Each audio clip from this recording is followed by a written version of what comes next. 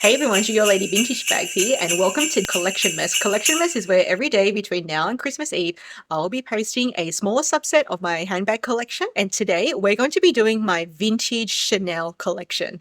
And you guys know I'm not big on Christmas decorations, so I've got my Christmas Yoshi with me.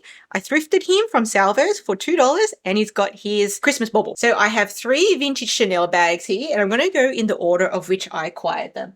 So my first vintage Chanel bag here, unfortunately, this bag made it into my top 5 worst pre-love purchases because it has a bad story to go with it. I'll link that video here. But this is a Series 2, and I'm not entirely sure what type of leather it is. The seller wasn't sure either. She thought it might have been goat's leather. So Series 2 black Chanel. It's like a mini tote bag. It's got double straps, which is like very reminiscent of that time, like the, late 80s, early 90s. And it has a front flap here, which is a like magnetic flap, but I don't use it because the leather around the snap has degraded. It has another interior pocket here. Then we get to the main compartment here. I've just got one of my gifted Zumoni handbag organizers in there. It's got the classic burgundy interior. It still has the sticker inside. It's got gold Chanel there, Chanel medallion on the zippered compartment there, plus another slip pocket here, and it says made in France in gold there. Then at the back, I have another pocket again. All of that is all lined in leather. So why this bag made it into the worst purchases was there was an undisclosed hole in the corner of the bag there. All the photos that were sent never showed the hole. I asked for additional photos. It also didn't show the hole. The hole was not mentioned. So clearly the seller was not disclosing the hole on purpose because I'd already asked questions and asked for additional photos, but yet I didn't see this hole. So this bag I got for about 700 Australian dollars back in 2019. The seller's response to me was, well, what did you expect for that price? Well, I just expect to know what I'm buying for that price. So I had 2 choices at the time, send it back or keep it and send it to the bag spa.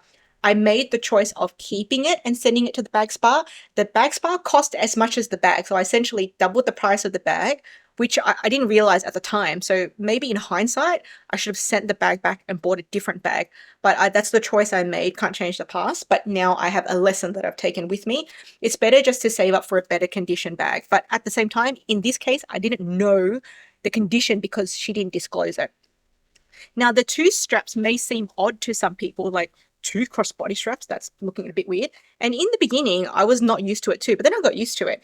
This strap length is absolutely perfect, and it has a T-bar design, which means I can actually take these straps out, and you'll see that I can use this strap on my other vintage Chanel bag there. And that was an eBay Australian seller. So the next Chanel bag I bought was this bag from my favorite Japanese reseller, brand JFA, who unfortunately I haven't shopped with recently because their prices went up. So this was back in 2020. So I got this for 1,300 US dollars, which is close to 2,000 Australian dollars. This is a Series 0 lambskin bag with this curved chevron, 24 karat gold CC. Kind of like a half moon bag, but it's not a half moon bag. It has double grommets and they're side by side, unlike the modern bags, which are back and front. So it has the beautiful strap there. And if you guys are familiar with vintage Chanel, one link will be missing the interwoven chain there, which is very normal.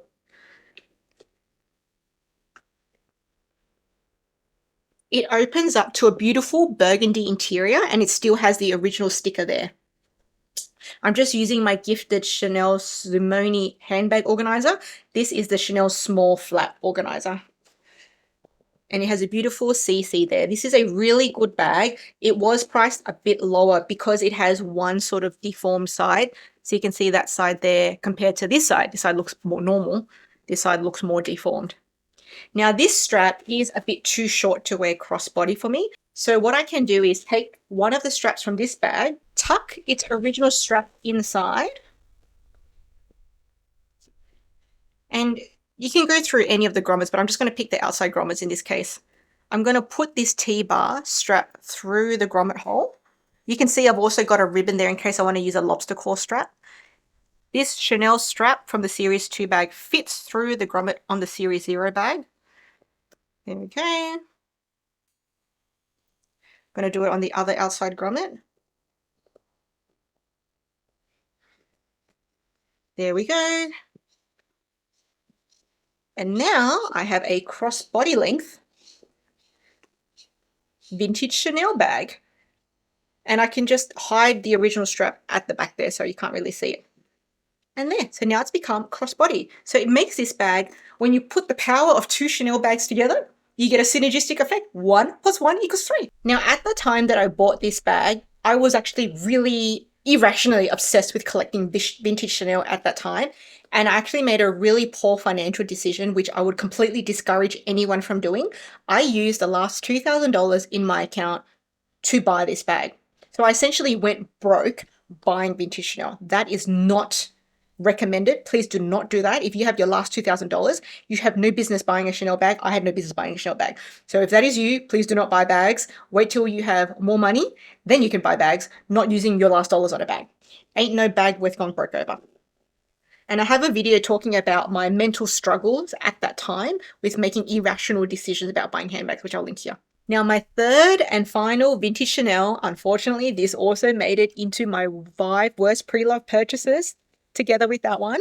So I did not have a good luck with vintage Chanel probably because I was being irrational with most of my vintage Chanel purchases, being obsessed with collecting them.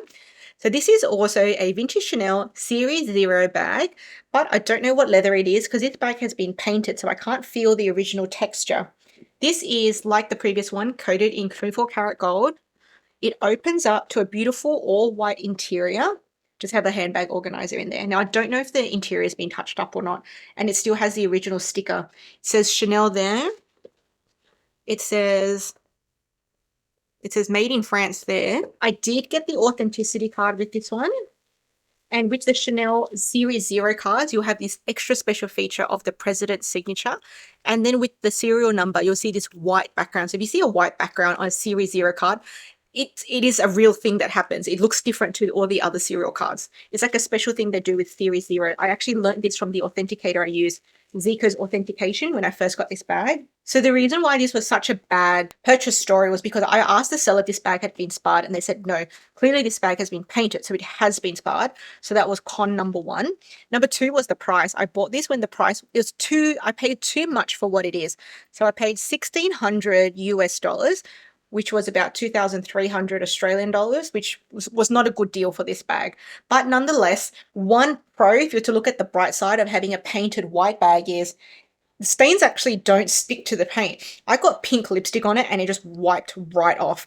If that was the original, just say for example, lambskin, I don't think I'm going to get pink lipstick off it. So this was one pro, that to look at the silver lining, that getting a painted bag means it's actually much easier to maintain. So this is a single grommet bag, unlike the other one, which was double grommets. Now, to attach a top handle, I did have to thread these ribbons through the grommets, and some people might not like the aesthetic of it, but I like that I can do a top handle now. Now, if you guys haven't already seen my earlier Collectionmas videos, 1, 2, 3, 4, 5, 6, 7, 8, I'm going to leave them here, and I'll see you in the next one.